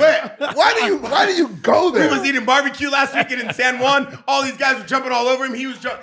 Everybody break it up right now. We ain't doing any of this today. Messing up my bromance. Yeah. I said, no way. Why do you automatically go there? Why do you do that? But no, I agree with him. I can look at Big John's eyes. He was believing you. Both of you are not only educated in this game, you're experienced in this game, you're legendary in this game, but they're intellectual. They bring conversation to the table that has substance and meaning. Okay? They're not logging in and out of their Grinder app all day, Rampage. Now I know why he's doing that. You see how I do that there so you remember where it's coming from. Now. Okay, I got him. Checkmate. Fuck off. Right, now we done? All Can we right. continue? All right. Amen. So listen, there's a lot of talk about how refs shouldn't be standing up fighters. And there's a lot of talk about the let's work thing with the Herb Dean. And we did a podcast with him. We did a clip. It went viral. Poor Herb Dean. I feel bad for him. I didn't mean for it to go that crazy, but it went nuts. Like, people are very upset with this less work thing and making fighters fight. Like, fighters should just be able to do their own thing. What is your opinion of this let's work thing during the fight and telling fighters to get back up and separating them too much? Like, you have an opinion on this? Yeah, well, you're stuck. You're stuck between a rock and a hard place because you have, personally, I want to just, hey, you're on the ground, get yourself up. Don't expect, because you have fighters all the time, looking up at you and going, he ain't doing anything. And my always response to him, neither are you. Don't expect me to be the person getting you up. That ain't going to happen if you're doing what you're doing. So you've got to be in this position where you don't want to stand them up, but then you have promoters, you have Dana, you have commission saying, hey, these people are paying for a fight, and this person is just being a blanket. And so you've got to try to break it down into, look, you've got to be doing something to be either improving your ability to win the fight, improving your positions, or you're doing damage to them that I can say, hey, that's damage that volume-wise will add up over time. Again, that is, when you look at it, it's a perception as far as the individual. I may look at something as damage while Josh can look and say, that's not damage to me. So when Herb is sitting there saying, let's work, what he's trying to do is just tell people, hey, I don't want to come in and separate you.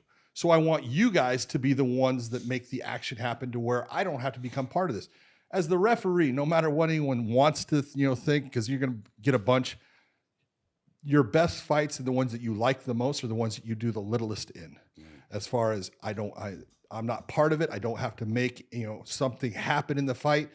The fighters did it all. When you have two fighters that are going after it, it's the easiest job in the world as far as I don't have to interfere with them. If someone gets hurt, I'm going to come in and stop it. It's the fights that you have that they aren't doing anything, it's a problem. And I tell every referee, I have a course that's going to be coming up in Coconut Creek, Florida at the ATT, and it's in February, I think the 7th and 9th. But this is where we teach guys. This is what we call damage. This is what we call being active. And no matter what, as a referee, you cannot make a bad fight good. It is not going to happen, but you can definitely make a good fight bad. And so you got to be smart about when you're going to do something. And there's all kinds of communications that happen. I used to hate the mic because I don't want people hearing what I'm saying. What would you be saying? I say stuff all the time to people. Like what? Depends on what. Like, am I good looking? Sometimes. Okay, what he's talking about is I get a guy, poked in the eye. John Dodson and Demetrius Johnson are fighting. Dodson gets poked in the eye. And a lot of time guys want to get back into the fight because they're like, I don't want him to stop my fight. And you're trying to buy them time. People are going to sit there. You should give them just 5 minutes. No, you can't do that. But as a referee that knows what they're doing, I'm going to give him a ton of time here. Okay, I'm not going to just put him back in. And so you'll sit there and I'll wait to bring in the ringside physician, even though I know I'm going to eventually if it's going to be this. Or I'm going to sit there and just talk. And so with Dotson, I sit there and he's sitting there with his eye. I said, "That's all right, man. Yeah, take a look at me. Can you see me?" And he goes, yeah, I can see you, John. Am I ugly? He goes, no. I said, then you can't see. So we're gonna have to keep you out for a little bit longer. And those are the things you do to try to take the tension off of the fighter. Yeah. You try to give them more time. So when Herb is saying, let's work, he's trying to just tell them, hey, I don't want to become involved. I agree with that. But should they be talking to a fighter? That's not Absolutely. coaching. That's not coaching. Absolutely. Absolutely, he Like should be you saying as a that. fighter, and you've fought some amazing wars. You want a referee telling you during the fight, "Hey, let's work." Well, the thing is, I shouldn't have to be told that. There you go. So that's the other thing. The other thing as well is like, look, you have to look at it from a promotion standpoint. I look at it from where your marketability is. If the ref has to tell me that I need to work, that means that's probably why you're not getting paid as much money as you should be getting paid. So think about all the things that go together with being That's a fighter. business. And That's being, a business perspective. You have Yeah. to look at it Yeah. as a business. Yeah. You're building your brand. What can you do to make the most amount of money for yourself? Not just the promotion, but you also got to look at it through the promotion's eyes. Like, hey, if the ref's got to always tell me, get moving. I need you to work more.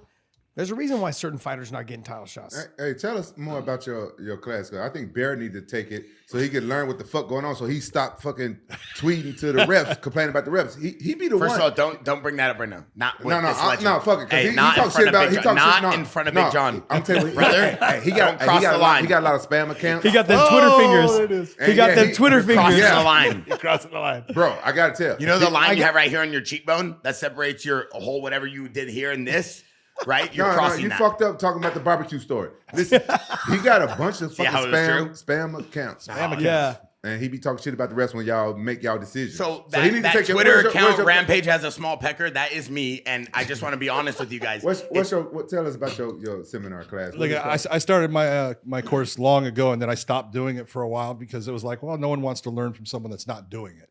And then I had too many You're people. a living legend. What do you mean? Okay, let me ask you. Are you anything? Yeah, that's Yeah, that's one of the not greatest in ever your- do it. That's a pioneer in MMA. Why Absolutely, would you that's- ask him that, that's- Big John? that's the way That's my I- hero. that's the Big way John, I don't look at him. don't play him like that. We know he don't That's know. that's What? the way I look at him. That But- he's nothing. No, I look at him, dude. That's Quentin Jackson. That's Rampage. That's Oh fucking yeah. monster. That's my dog right But- there. Yeah, there you go. But Fuck off. but I don't look. But But you look at yourself I'm the same nobody. way, the same way you saw yourself when you was in high school. Yeah, before- I'm nobody. People Yeah, don't this is understand Big that. Same, John. right? But when I see you, I think of all the most legendary fights I saw waking up, going up. But that's not the way he sees himself. that's not the way I'd see myself. When I look, Well, that's more of a I know who I am. psychiatrist type of thing. You got to look in the mirror and figure out who you are. No, you know what I learned what the problem is? This is the problem. When He's people talking meet you, about a story. when people meet you, shut the Blue fuck Chew. up. We don't want to hear about you and your Blue Chews right now. When people meet you, they assume that you're going to be a different way because I feel like if they had any of that status, they would have a big head. They would be, you know what I'm saying, a prima donna, right? Oh, yeah. But you always been chill. Why? You're no better than anybody else. You know, I'm lucky in the fact that I got to take part in things that were fucking cool to me. I love the sport of MMA, and anything I could do to try to make it better always made me happy. So when it came to the command course, I started that, then I stopped, and then I brought it back, and it's because honestly, we're getting people that are putting out bad information, and it's a 3-day course. It will cover everything from everything in judging that you should be looking at, giving credit to, what you don't give credit to, all of those things. Reffing, we go through everything. I go through back room, what you're going to talk to the fighters about, what you're going to say, what you're going to do when you get into the cage, what you're looking for as far as cuts, all the different things that, people do, you get commentators all the time. And I was one and he was one, that talk about, oh, that's a bad cut. No, it's not. Okay. And this is why. But you got to know those things, and you got to know that's a bad cut, even though they go, it's a bad cut, and this is why. It's where it's at. That's in his tear duct. You see, it's up in. Now it can be where his eye will never tear again. So now he's going to have a dried out eye. He's going to always be having to put drops in his eye. There's all kinds of things that happen.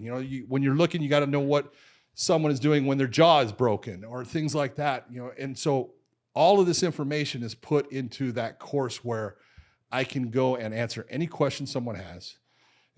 I've never had one righteous question that I can't answer because I've thought of all of it. It's what I did. I would sit there and think of, all right, this happens. What do you do?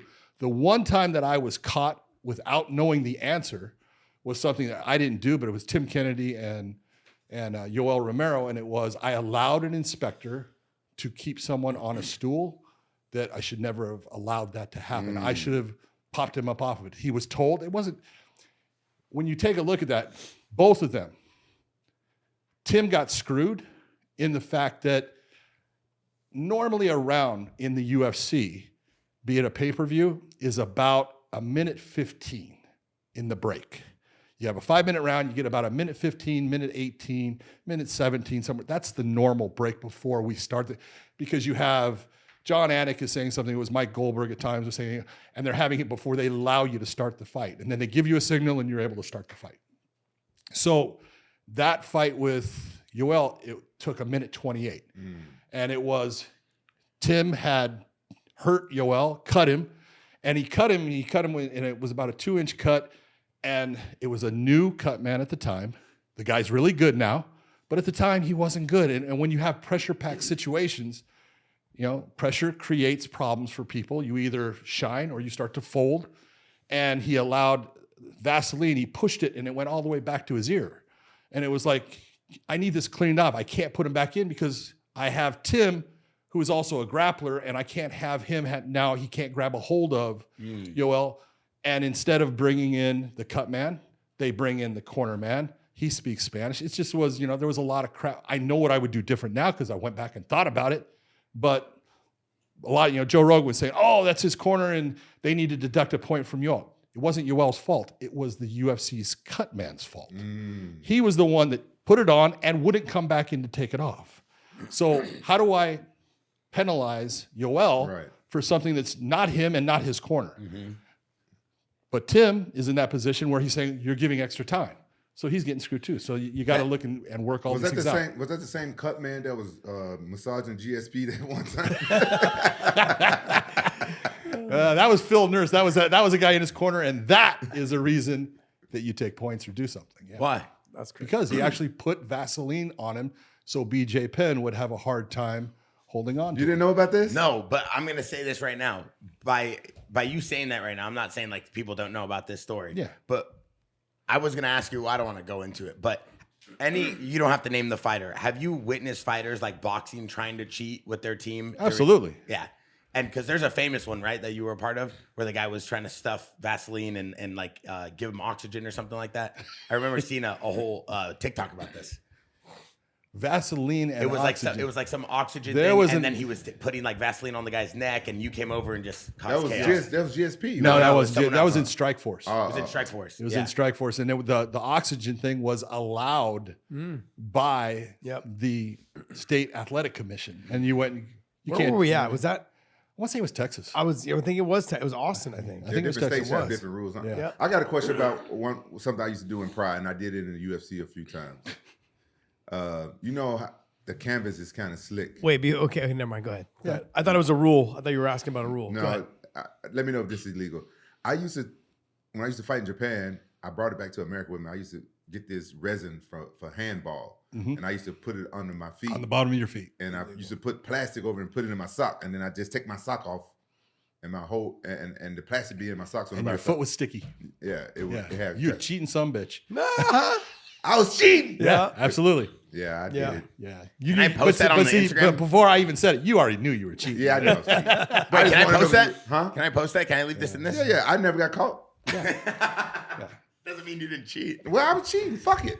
Well, I mean, you have to, like, here's the thing, like, he knows. They would pull the canvases so tight, and then now they start adding a little bit of glue to them, correct? Yeah. So now they they're actually spray it. With yeah, the glue. they're really? actually a lot more tacky now No way. than they were back then. They were fucking ice skates back then. Yeah, fuck So yeah. that's why you see fighters, they do Pouring it now, water. pouring water in the corners, because if your feet are wet, it gives you more traction. Yeah. So there's ways that fighters have learned to work around it, but I agree with you. Like, I know a lot of fighters, they would spray this like resin a stuff on the stickum. bottom. It's like a stickum for the bottom Yeah, of their feet yeah. before they would fight. UFC 44, 46, 49. I knew like 3 or 4 fighters that were using it. They were trying to hand it all around. Like, hey man, this is for the bottom of your feet. It's gonna be slippery out there. Yeah. Because the canvases now, they're the same canvas, but now they spray them with the glue so you have more traction. Well, at least they spraying it with glue. Now I remember when Well, yes and no. There's a negative effect to that. Yeah. Anytime you get the takedowns, you go to your knees, it fucking tears your knees up. Oh, Really? does it? Yeah. It rips the skin It off? rips the skin all off. Oh, I didn't know that, yeah. Oh yeah. So there's a catch-22 to it. You didn't know that? Ice skates. No, I didn't and- know that. Because this, and I guess they did it after I left or something. I don't know. The what? I guess they Did did. that after it's done. Yeah. What, is there a fighter that you can mention as we get close to wrapping this up? First of all, I want to say thank you for both of you coming on here. Love your show. Pleasure. Your course, we're going to link in the description in I our video. appreciate that. So Thank we'll you. make sure anybody who wants to go out there, it's in Florida. It's American Top Team. American Top Team. Yeah. Cool. And then we'll put the podcast links and all that stuff in our description in this video. You guys can go check out their show. They have an amazing What's show. the name of the show? Super Call it. Weighing authentic. in. What's the Weighing name? in. Weighing in? Weighing in. You know how you weigh in? Yeah. You ever weighed in before, brother? Yeah, I've done it several times. Several Yeah. times. Just a couple. 2-time champ. You know what I mean? I think you've done that before. Yeah, I've done it a couple times. Can you mind if I continue? Don't want to upset you, brother. But is there anybody that you can talk about that you've seen over the years that is just straight abusive cheater when it comes to fighting? That you're just like, yo, what's up, dude? I've told you a million times, stop eye poking. Jon Jones. I knew you were gonna say that. Well, John is John is someone Not who- the GOAT. He's built different than other people as far as God's given him gifts, and he uses those gifts. I don't blame him. But the whole thing of sticking his hand out, okay, when you have an 84-inch reach between both, it is very difficult to start to try to throw a punch, Put your hands in it. stepping forward when you got a pitchfork in front of your face. So if you look at the rules now, I was the one that wrote out hey, you cannot stick your fingers out. You wrote that rule? Yeah, I wrote the last couple. I wish you would have wrote before I fought that motherfucker. Damn. Oh yeah. Hey, did you know that spinning elbow he did was illegal? Wasn't illegal. Yeah, it hit you on the back of Hey, the wrote head. the No. Watch that. No. Watch what happens. He starts it in front of you. He starts it, and what does that person do? That's illegal. Nope. The minute you this is a turn, good- he's no longer hitting you in the back Bingo. of the head. Well, What John does is it key. can be, but it's You didn't know legal this, because brother? you're the one that created that by turning You your head that create way. the initial movement that allows his move, which initially starts as illegal. There you to go. be Go, legal. Bear. Go, Bear. And the fact is, I don't do this enough. Instead, I let you sit here and abuse me. I'm gonna start being educated. You are wrong. All right. So what I want to tell you real quick before we wrap up, besides Jon Jones, because Rampage has pointed out quite a few times over the past 100 episodes about the eye poke. Is there anybody else that you're just like, yo, come on, brother? There are several. I'm gonna go with Just someone name like 5. that we know. I'm not going with 5. This is what I said. There's certain fighters out there that there were guys that I would tell you, look, he's mean, not dirty, but he's mean. He's got a mean streak in him. Josh Barnett is a guy that I love the way he fought, but he's got a mean He streak. is in him. kinda mean. He wants to hurt you. How is he Yeah. mean? He's so nice. Oh, I got a broken sternum from training with him. outside, I got a broken sternum. outside of the cage, he's a fucking awesome guy. Nicest guy. Oh, he's the nicest guy in But the world. when he steps in to fight, dude, that dude wants to hurt you. Sparring too. Oh yeah, Carlos Condit was the same thing. They called him natural born killer. I always looked at him when he stepped in. He just wanted to hurt you. Chael Sonnen was one of those guys that would Uncle Chael's push the nicest guy in the world. He would push the envelope of legal with everything he had. He was fighting Bisping, and when he was fighting Bisping, he was using his head. And Mike is looking at me and he's going, John. I said, no, he's allowed to do that. And then Mike starts doing it back to him, like, okay, motherfucker, And it's one of those, John. Wait, fighters talk to you during the middle of the all fight? the time. No, they don't. What would Uncle Chael tell you? He loves Uncle Chael. I think Uncle Chael's the best He watches him every day in his underwear. Okay. You know what, bro? Whatever fantasies you have about what you want to do, Uncle Chael, keep it to yourself, brother. We got two legends in the house. We don't want to hear about what you want to do in your boxer briefs. Wait, what do a fighter tell you? Like Uncle Chael, what would he tell you during the fight? He would say, This guy. He'd say, John, I'm working here. work. They're always talking to me. He'd be on top, but he's tired and he wants to take a rest. And so you go, buddy. Chael's never been tired. The guy runs 44 miles a week, he said. Okay. Chael's never been tired. Wait, why are you shaking? You think Uncle Chael gets tired? Have you ever seen Chael's body? He don't run. Hey, he don't run do 44 this right. miles a week. Yeah, do that. Yeah. Chael's not running 44 miles a year. How did you not see that one coming? It's all cleaned up now. Good. Can we continue? Man, you're like a little Kevin Hart today. You got all kinds of jokes. I don't know. I was doing stand-up comedy over here. This is a Netflix special. Come on, man. Don't disrespect we the guys. almost done. They on the time. Right. You made us late getting here. I made us late. We showed up and you were over here putting your pubes all over your forehead and making your head look all good. Man. You would think after 3 hours of getting a haircut, you come out with something a little bit more lined up. Over here, good. this good. right Thank here. you, bro. That looks Hey, good. don't Look say really thank you. Don't say. Yeah, we got to stick together. You're clean. All right, let them finish. We're wrapping up. Last thing, I got one more thing for you though. Besides Uncle Chael, I know he never gets tired. I appreciate you pointing that out. But one thing I want to ask you is that when Bellator acquired the PFL, right? No. Or PFL acquired the Bellator. Jake Paul said that he came on board, right? Francis Ngannou, everybody, big crew. You guys are going to the moon. Right now, we're seeing a lot of turbulence. But what is the true story with what's going on with the PFL and Bellator? That's a good question. You know, when you take a look at it. Why are you laughing? Why are you laughing? Let me answer this, John. Okay. Let me answer this. Look, I don't think anyone knows the true story. I mean, outside of the people that are working behind the scenes, the bottom line is that they have a lot of top level fighters that Are not fighting. are not fighting. Why is that? Well, basically, they're trying to find ways to make this thing work. Not a lot of those fighters from Bellator that are making good money want to go fight 4 fights in a year in a tournament series every 6 months. They don't want to do that and then have a long layoff from November to March. They don't start their tournament series again until March. That's a long time with no fights. So those fighters don't want to do that. Also, if you're taking a look at those guys that are the top-notch guys, they want to fight the best guys. The best guys in the PFL in their tournament series are not the best guys.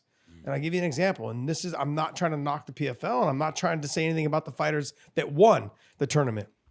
But the ones that won the tournament that came from Bellator, those guys were prelim fighters, and now they're millionaires. Well, not prelim, but they weren't main event They weren't fighters. main event fighters, is what I meant to say. Okay. Sorry. They're main card fighters, They're some main of them? card Are fighters. you mad that they made money? No. Oh, absolutely. Great. not. Why you Hell stirring no. up shit? No. hell I'm trying to no. figure out where he's going with this. What I'm saying though is that you have the best guys. You have the best guys that weren't put in that tournament. Oh, why? got it. Why did we not The positioning of the pillar. Yes. Okay. Why did we not have the best guys there? Why wasn't Patricio there? Why wasn't Johnny Eblen there? Why wasn't Patchy Mix there? These are guys that are world class. These guys are number 1, number 2 in the world in their respective weight classes. Why were they not given the opportunity to fight in there? And if they were, the reason I'll tell you why is because they're making good money, and the PFL didn't want to spend that money putting them in the tournament because they had to pay them per fight if they advanced. Oh my so God. that's the problem. So if Pitbull fought 3 times in the tournament, he would have got like 3 contracts. Basically. Basically It's not he just would one for he the would whole have. tournament. It's a fight. He's got to get paid. He's got to get paid. Oh So that's the problem with what they have right now is you had Bellator and you have PFL. They have good fighters. Oh, they got some great fighters. They got some great Pitbull's fighters. insane. Patchy It's Mix. crazy, right? What do you mean? Like these but guys but are that's all the thing. insane. They don't even have a weight class for Patchy Mix and for Johnny Eblen. What are you guys doing? Those guys are 2 fighters that are basically number 1, number 2, number 3 in the world. Even with the UFC guys, they're the top level guys in the world. Why are they not fighting? This is one of the things that you got to look at and understand. Great point. And he'll be able to kind of verify what I'm saying. He'll be able to verify it. You have a very short window as a fighter. Okay, I always say if you have a 10-year career, you've done good. You have a 20-year career, it's incredible. Okay, and it means that you were very successful. You didn't get hurt a lot, and you were able to come back and do it again. But when you were the guy on the rise, when you're the guy coming up, all of your focus is on, I want to be that guy. I want to be the champion. And so every day that you're going, Quentin knows that right now he does not train like he used to. Okay, it just doesn't happen. Okay, because he can't. He's gotten older. You got to change the way you're training, and you also can't do it with the same intensity and the same, volume that you used to do it with. So every day that Quentin was training, he was training to get better. And I'm just going to go with then Chuck Liddell won the UFC title, and he is the light heavyweight champion. And then Chuck he's a fantastic fighter. But the UFC is now taking days away from his training because Chuck needs to go do this media thing. He needs to go do this for us. He needs to go do this. And so every day that Chuck Liddell is out there doing those media things for the UFC is a day he's truly not training. But who is training? He is, and he's getting better. So he's getting better, and Chuck is actually tailing off. He's not getting as good. And then it gets to the point where he faces that guy who has been training, and what he has is not enough anymore. So to be a champion takes so much to get there and then to hold on to it. That's why when you look at a guy like a Jon Jones or you look at a guy like a George St. Pierre, you go, holy shit, you don't realize how good Anderson Silva is to hold on to a title, because every time you fight is not your best day. Some days it is, and some days it's a shitty day, but they work their way through and they get the win. And so you take a look, and that window is small. So all these guys that are in this position now with Bellator, PFL in this mix that aren't fighting, their career is walking away from them, and there's nothing they can do about it. That's the real problem. The training only gets you so far. And John and I talk about this all the time. If I could go back in my career, I would have fought a lot more, because I wouldn't say I was handpicking my fights, but I just wasn't offered a lot because I was fighting in Strikeforce at the time. There's not as many events every year. And the other thing too is I was a big ticket draw in San Jose. So they tried to fight me in San Jose, and we had 2 fights, sometimes 3 fights a year in San Jose. So they tried to fight me there because I was selling a ton of tickets there. I mean, $150,000 in tickets is a lot for that promotion at the time. So that being said, like, they were trying to use me as much as possible locally, which means if there was only 2 shows that year, I only fought twice that year. If I could go back and look at it now, guys, like we were talking about Colby Covington earlier.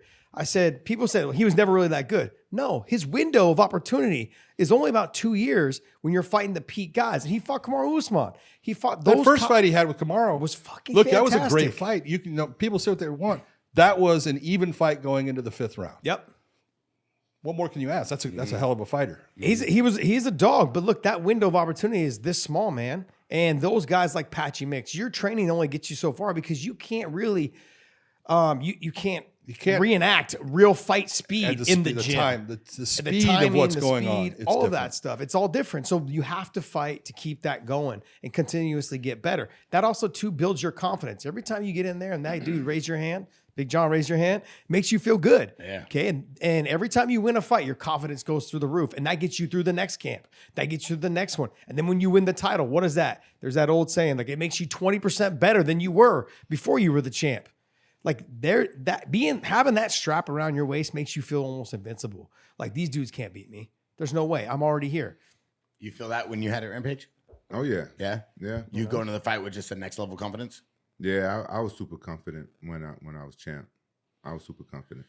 I mean, one thing I'll leave with this, though, like, you're very detailed in how you guys talk about fighters, and I listen to a lot of the podcast content. Like, give me one reason why you think a guy like Jon Jones can be so dominant, though, for 20 years. Like, what do you think it is about him? Cocaine? Cocaine. You think cocaine, part of his diet, makes him that I incredible? think that does something for him. For what? His cardio or his metabolism? What is it that you think helps him with? I don't. It does something for that kid. Let's be honest. I go back to the body style, tall, long, lanky, and I've said this to John 100 times. He has a hard time with guys that are his size. Okay, if he fought his first fight with Gus, he had a hard time with Dominic Reyes. Hard time with guys that are his height, a little bit his reach and range. He doesn't know how to fight him because he's so used to being the kid that can just be the big brother. Put his hand on the forehead, keep you away, let me kick you, throw a teep kick, throw an oblique kick. Let me use my reach and what has he got, an 84 inch reach? I thought he was going to have a problem with Stipe because of that. Yeah. That's exactly what you're saying. But Stipe looks slow. He's fought older, 4 years. 4 years, that type of thing. And John hasn't been the most active fighter either. But look, when you take that body style and you take his athleticism and look at his family. His brother's playing in the NFL. Yeah. This dude's not coming off the couch. Doesn't matter even if he was. He's already a better athlete than 99% of those dudes in the actual cage. Yeah. I was joking when I was talking about cocaine with Jones. I fought the kid, right? I hope you were joking. Yeah, come on. Y'all know I joke. Y'all know I joke. When I fought Jon Jones, I really didn't know who he was, really. He was a champ. And And that was the best training camp I ever had. And I went to that fight with like the less injuries I ever had. And I've never lost a fight and been in that good of shape. So I was overconfident, right? But I trained really hard, and I brought in a big guy, Tony Moran, from Liverpool, to be my sparring partner. Great boxer, boxing champ from the UK. And he got me ready for that fight. And so my stand-up, I thought I was there. I was really good. But then I didn't have anybody tall and long like John to grapple with. Well, here's the thing, though. You look at guys like Stephen Thompson. You look at guys like Lyoto Machida. You look at guys like Jon Jones. They pose threats that other fighters, doesn't matter who you bring in, cannot mimic their style. MVP, Michael Venom Page. These guys, it doesn't matter who you bring in, they are not going to be able to match that. You can't fight. You can't get into training what you're going to get out of that fighter inside the cage. Because inside the cage, it's going to be a lot faster. You cannot mimic fight speed in practice. Because they can't hurt you. You could take, like, when Stephen Thompson was doing really well in the UFC, you know, he was going to do a fight against Rory McDonald up in Canada, and Rory brought in Ray Daniels. Okay, Raymond Daniels is a phenomenal kickboxer from here in California, been world champion multiple times. But when Ray Daniels goes up there, he can mimic what Steven does, but he can't hit Rory in the same way. He can't do things full speed because then he's going to damage Rory, and that's not what he's there. He's there to give an idea of what it's like. It is so difficult to have people that are unique, even when they're awkward. You'll get an awkward fighter that, you know, people have problems with, and it's because they do things different. They're awkward. Jon Jones's greatest asset, if you're going to ask me, I don't care what he does outside of the cage, people cannot like him. But when he steps in the cage, he's one of the smartest fighters there is, because he can absolutely, and this is what I saw in the Lyoto Machida fight, he can absolutely have nothing but problems in that round and be able to switch everything that he's doing and come up with a different game plan on how to attack this person and be successful. And that is not an easy thing for fighters. Right, his mind. Yeah, because you look at GSP after he fought BJ, right? Went back to the corner going, fuck, man. You basically almost wanted to quit on the stool. Yeah. Comes back in the second round, change the game plan. Take you down, control you. Let me just dominate from this position. Like, that's it. Like that. He was getting beat up with a jab in that fight. Yeah, he was getting beat on the feet, and he actually won on the ground. Yes. Which no one would look at. Nope. Yeah, right. But so when you have fighters that they know they can take the fight anywhere, that's why being well-rounded. That was one of the things I respected about GSP the most, was that he was somebody that he adapted his game as the fight went on. And with the Matt Serra fight, when he got knocked out, he went back to the drawing boards like, look, I need to be able to wrestle a lot better. And after that, shit, no one could take his ass down. That's what I loved about fighting so much. I stopped studying my opponents after Vanderlei, my first fight. I loved figuring my opponent out as the fight went on. Because at the end of the day, I always wanted to win every fight, but I didn't beat myself up if I lost. But the thrill for me was figuring out my opponent as the fight went on. So I didn't study tape. I let my coaches coach me and stuff, but I wanted to see if I can adapt and learn as the fight went on. That was the beautiful part of fighting for me. Yeah, everybody's different. You're going to get fighters that don't want to watch tape of their opponents. And then you're going to get fighters like John. He will watch every goddamn thing you do and figure out you have certain tendencies. Here's what you do. Now that I know your tendencies, I've got you. Yeah. And that's what being smart is. And he's definitely talked about that as well in the past. Is one reason why John doesn't want to do any analyst job and talk about fighting, because he doesn't want people to really feel or see how he looks at the game or how he looks at fighters, because he feels like he'll give away a lot of his training camp methods. And he did a whole interview about if he's commentating, he's not fighting anymore. Who cares? Yeah. Right. No, I'm saying that's why he doesn't want to do it now while he's fighting. Listen, we got to wrap it up. They got stuff to do. You know, you Mr. Yappertons, they got stuff to do. You remind me of it's here. Hey, your Pizza Hut's here. The pizza's here for you. All right, so listen, I appreciate everybody watching. One of the greatest guests in the game. Listen, everybody, and I say this with all due respect, in the Jaxxon Podcast Discord, the most requested guest, Big John McCarthy. So big round of applause for John McCarthy. Having you guys on together, though, was incredible, because your guys' show to get together is great. Rampage, you look phenomenal. I'm glad you're down 100 pounds. You're looking lean and mean. Wow. You're ready for what? Hey, you are looking good. Yeah, you're looking great, and you're ready for a big fight. He was moving around here with Coach Yogi and Perillo. He's training. He's getting ready for a big fight. We're going to support him. Anything he needs. We built this brand new gym for him. It's going to be a good year next year. I do another podcast called The Dad Dojo with Bobby Lashley, WWE. Amazing. Yeah, and then I do it with Rich Child. Those guys. So if you guys can check us out too, Love Rich Child. That's linked to our Weighing In podcast as well. So we'll put that in the Appreciate it. Is description as Bobby well. Lashley still fighting and stuff?